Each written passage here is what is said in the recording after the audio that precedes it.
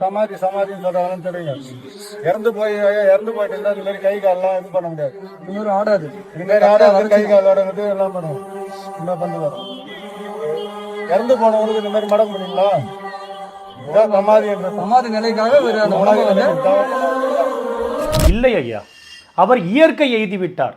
சமாதி என்று யாரையும் குழப்பாதீர்கள். ஒருவர் மரணித்த பிறகு அவரது உடலில் ஏடிபி என்ற ஒரு ஆற்றல் இல்லாமல் போய்விடும். இந்த ஆற்றல் இல்லாத காரணத்தால் தான் அந்த தசைகள் யாவும் இறுகி போய் அவற்றை எளிதில் யாராலும் அசைக்க இயலாது. இதனை ரிகார் மார்டிஸ் என்று அழைப்பர். ஆனால் சுமார் 24 மணி நேரத்தில் ஆட்டோலைசிஸ், அதாவது அவரது உடலில் இருக்கும் செரிமான நொதிகளே தசைகள் யாவற்றையும் அரிக்க தொடங்கி தளரச் செய்துவிடும். இந்த முதியவரும் மரணித்து சுமார் 24 மணி நேரம் கடந்திருக்கலாம். இது சமாதி அல்ல. எனவே ஒருவரின் இறப்பை காட்சி பிள்ளையாக்காமல் அந்த ஆன்மாவிற்கு மரியாதை அளியுங்கள். நன்றி.